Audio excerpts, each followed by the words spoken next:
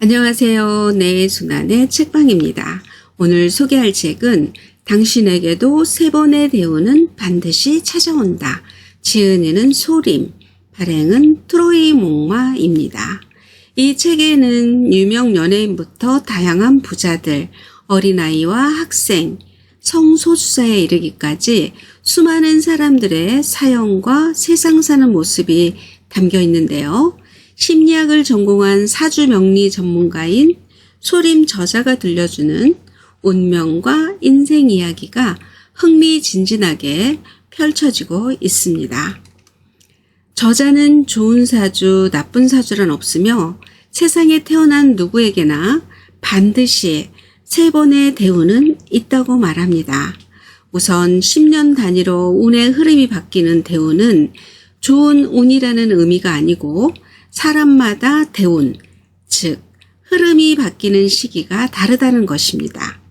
여기서 대운은 보통 도로와 교통수단으로 비유하는데 앞으로 고속도로를 달리게 될지 산길로 접어들지 골목길을 가게 될지 등의 길이 변화함에 따라 자동차로 갈지 오토바이를 탈지 도보로 걷는 것이 나을지 등을 판단하고 대비하는 것이라고 보면 됩니다.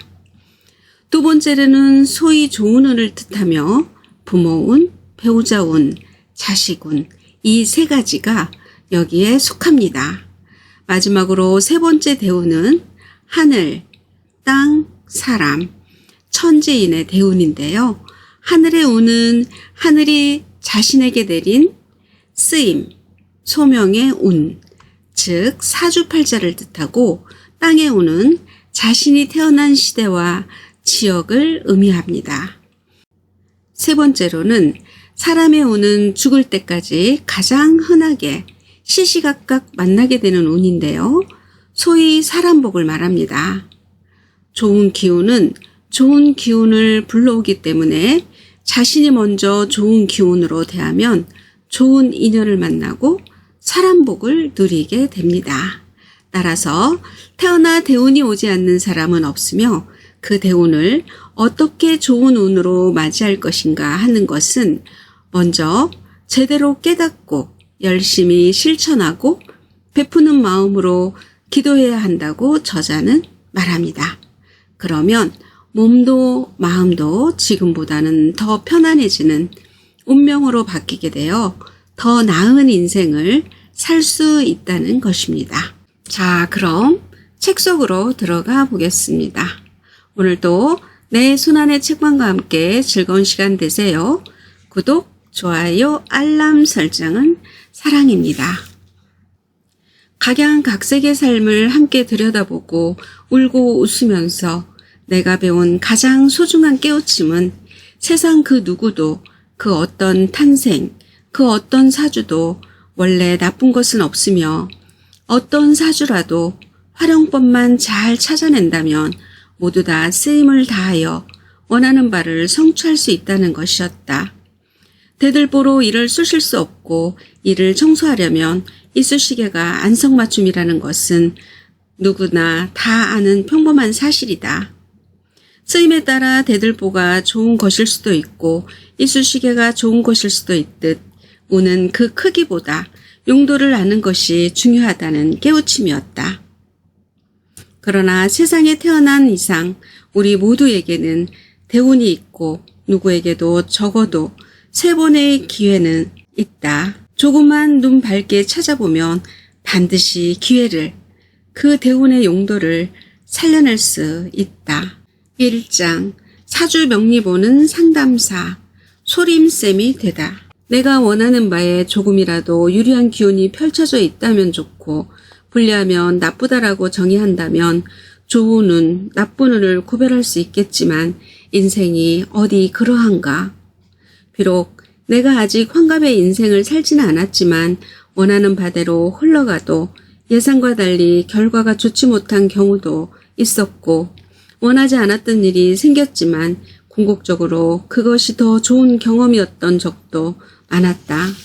거액의 로또에 당첨되었지만 몇 년 후 오히려 더 불행해졌다는 사람, 무절제한 생활로 병을 얻었지만 병을 극복하고 몸과 마음이 더 건강해진 삶을 살게 되었다는 사람에 관한 뉴스를 우리는 다 보고 듣지 않았던가?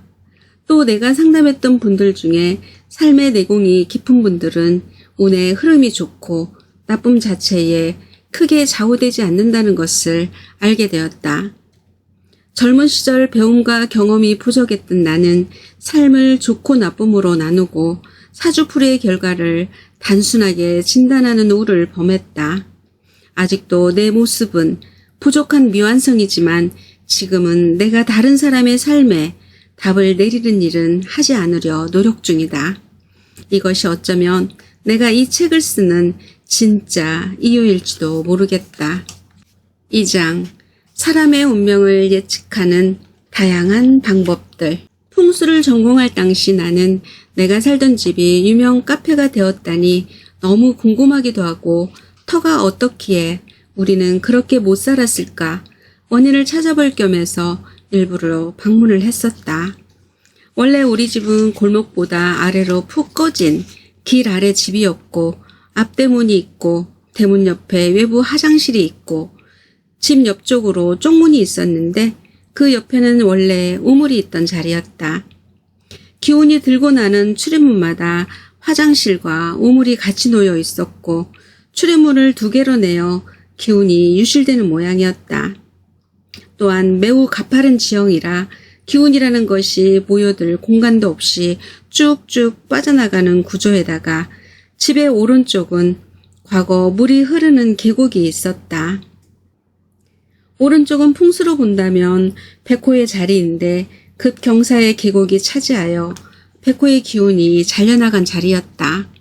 더욱이 정신없이 빠르게 물이 흘러가는 곳이라 돈이 모이지 않았고 계곡에서 불어오는 냉한 바람으로 질병에 취약한 자리였다. 그런데 카페로 바뀌면서 골목을 없앴고 위 건물과 집을 연결하고 우물은 막아서 야외 공간으로 사용하고 있었고 오른쪽 골짜기는 도시개발로 언제부턴가 복개가 되어 길을 높여 평평한 도로가 되어 있었다. 그 사이 몰라보게 많이 변해서 지금은 그럴듯한 모양이 되었지만 풍수 이론을 배우고 나서 예전에 집터를 다시 보니 우리 가족이 이런 곳에 살았었구나. 참으로 사람 살만한 터는 못 되었구나 하는 생각이 들었다. 사람이 살기 어려운 터는 공장을 짓거나 상업적인 장소로 활용하면 괜찮아지기도 하는데 보안도 많이 되었고 카페로 운영되면서 이제야 터가 제 역할을 하게 된 것 같아 다행이라는 생각도 들었다. 좋은 터는 에너지의 양과 흐름이 안정적이다. 일반적으로 양기가 가득하다고 하는데 만물을 생육시키는 기운이다. 터가 좋은 것은 기본적으로 땅으로부터 올라오는 기운이 힘이 있고 안정적이다. 그 좋은 땅에 건물을 지어서 필요한 기운을 잘 활용할 수 있게 하는 것이 현대인들이 관심을 두는 양택 풍수이고 기본적으로 좋은 땅을 몇 배 더 좋게 극대화시키는 일이다. 그 땅의 기운과 건축물의 설계, 인테리어와의 조화를 통해 형성된 좋은 에너지가 그곳에 사는 사람의 성정을 성숙하게 하고 그러한 상정으로 하는 일이 잘 되고 그래서 생육의 양기가 충만한 집은 살림이 늘어나고 자손이 번성하게 된다고 보는 것이다. 따라서 이러한 것들을 살펴보고 여기에 사는 사람의 앞날을 예측해 보는 것이다. 바람이 심하게 부는 곳에 1시간 동안 서 있다면 관절이 뻣뻣해지고 머리는 멍하고 몸은 춥고 혈색은 나빠질 것이다. 양지 바른 곳에 서 있다면 몸이 따뜻하여 관절이 부드럽고 마음이 편안하고 기분이 좋아질 것이다. 눈에 보이지는 않지만 이러한 것들이 순간적으로도 사람의 신체와 정신에 영향을 주듯이 음택이든 양택이든 꾸준히 어느 장소에서 생활하게 되면 환경에 영향을 받게 되는 것은 지당한 원리이고 그것은 어느 정도 예측을 가능하게 하는 것이다. 그러면 우리 모두 명당을 찾아 묘를 옮기거나 집을 옮겨야 하는가? 유명한 전문가를 불러 빚을 내서라도 부자가 되는 인테리어로 리모델링을 하면 대박이 나서 빚낸 돈의 몇 배를 당장 벌 수 있는 것일까? 아무리 명당으로 이사하고 억만금을 들여 멋지게 풍수 인테리어를 했다고 해도 그것보다 더 중요한 기본이 하나 있다. 바로 청소이다. 살림살이가 어지럽고 청결하게 관리되지 못하는 집은 나쁜 에너지들이 모여들게 되어 있다. 깨진 유리창의 벽직처럼 같은 기운은 서로 느끼고 반응하여 좋은 기운은 좋은 기운을 만들고 나쁜 기운은 나쁜 기운을 만드는 것이다. 따라서 비싼 돈을 들여 당장 이사를 하거나 리모델링 할 것을 고민하지 말고 명당이나 풍수 인테리어보다 가장 중요한 것, 바로 지금 내가 살고 있는 환경의 기의 흐름을 좋게 하기 위해서 불필요하거나 사용하지 않는 물건을 쌓아두지 말고 버릴 것은 버리고 정리정돈 하자. 좋은 기운이 우리 집 곳곳을 질서 있게 잘 다닐 수 있게 길을 이용한 도로를 정비하자. 생기로 공간을 살아 숨쉬게 만들고 싶다면 풍수 원리를 활용해 내 미래의 운을 대박나는 운으로 바꾸고 싶다면 지금 당장 쓰레기통을 들고 집을 치우자. 현관을 꽉 채우고 있는 무수한 택배 박스도 정리하자. 청소를 통한 공간의 정도는 긍정적인 기운을 새롭게 생성시키는 최고의 풍수 비법이라는 사실을 반드시 기억하자. 타인의 인생에 큰 변화를 끼칠 만한 얘기를 건네는 것은 여전히 어렵고 떨린다. 하지만 이리 봐도 저리 봐도 이 사람은 주민센터보다는 경찰서나 법원과 인연이 있는 사주였고 대화를 해보니 역시 그쪽 기질이 강하고 본인도 그런 생각을 해왔다고 했다. 하지만 오랫동안 준비한 것을 바꾸기가 쉽지 않았고 이번에는 붙겠지 하는 생각에 해오던 것이 아까워 계속 행정직 시험을 본 것이라고 했다. 그렇게 손님을 돌려보낸 후 5년간 쏟아부은 노력이 아까워서 방향도 못 바꾸고 이러지도 저러지도 못하는 사람의 마음을 움직인 것 같아서 스스로 뿌듯한 마음이 들었다. 그런데 얼마 지나지 않아 이분에게서 다시 연락이 왔는데 도저히 공부를 못하겠다는 것이었다.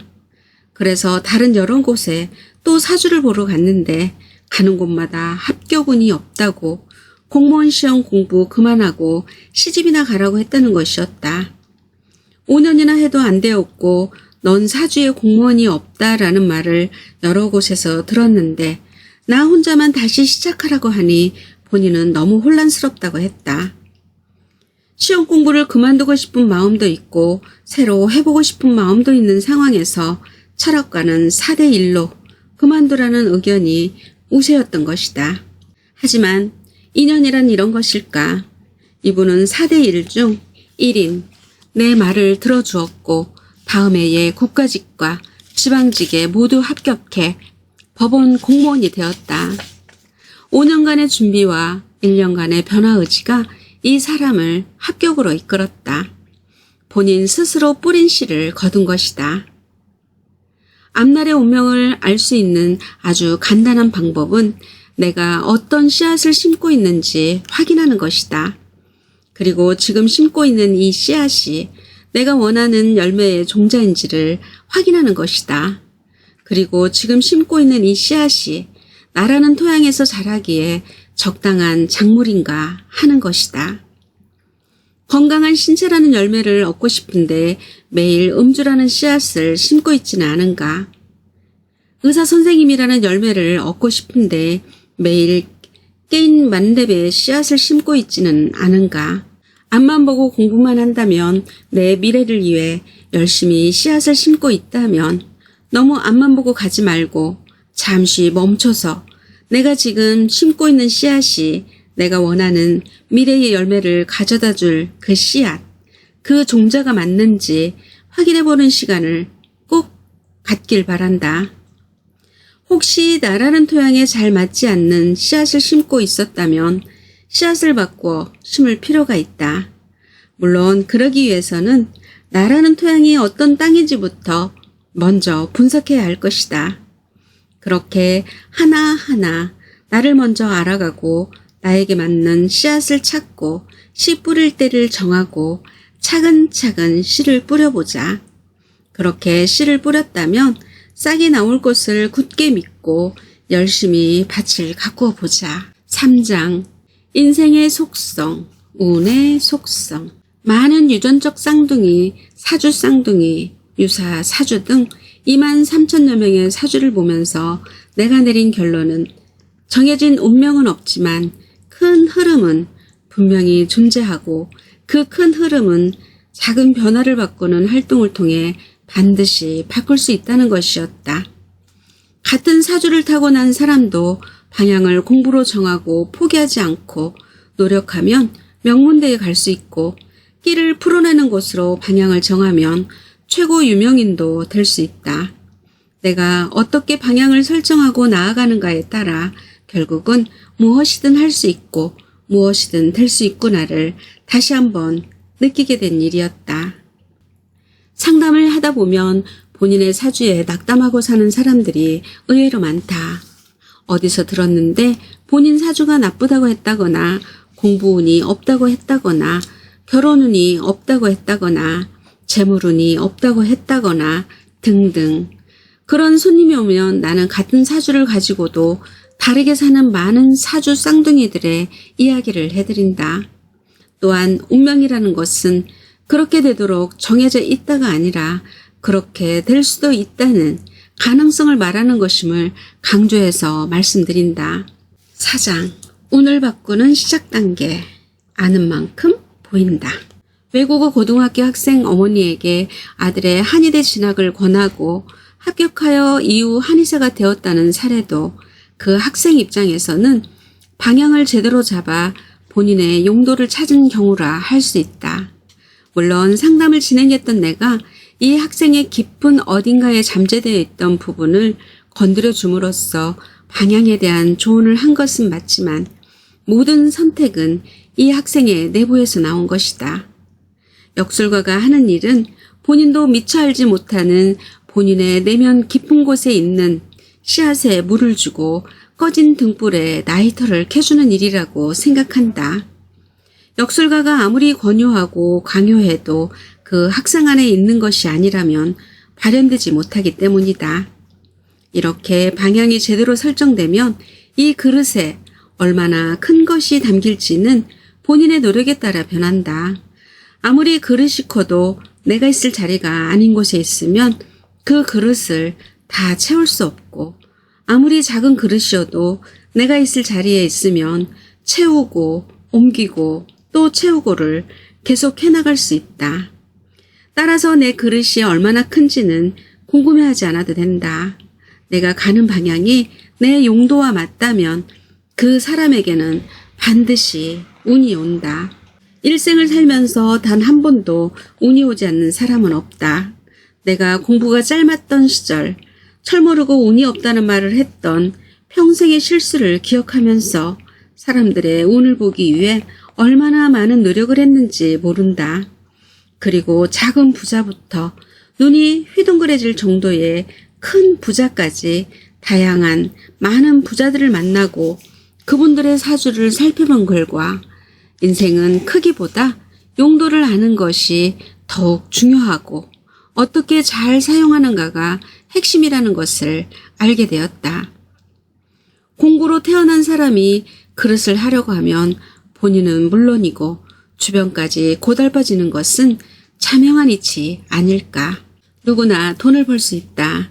그러나 얼마나 버는가가 중요한 것이 아니라 얼마나 소유할 수 있는가가 중요하고 그 소유를 얼마나 오랫동안 유지할 수 있는가가 중요하다. 옛말에 버는 자랑하지 말고 쓰는 자랑하란다는 말이 있다. 버는 것에 너무 내 이더를 세우지 말자. 없어지면 그만인 것이다. 누구에게나 운은 온다. 하지만 운이 왔을 때 과연 내가 맞는 자리에 있는가가 중요하다. 우리는 그 운을 위해서 나의 용도를 알고 내가 잘 쓰일 그곳으로 가야 하는 것이다. 5장 운을 바꾸는 단계. 의도를 갖고 적극적으로 행동하라. 착하게 살지 말아라. 바른 삶 8정도. 나의 최고령 손님 어르신에게서 올해도 연락이 왔다. 얼마나 반가운 연락인지 일정을 찾아서 찾아뵈었다.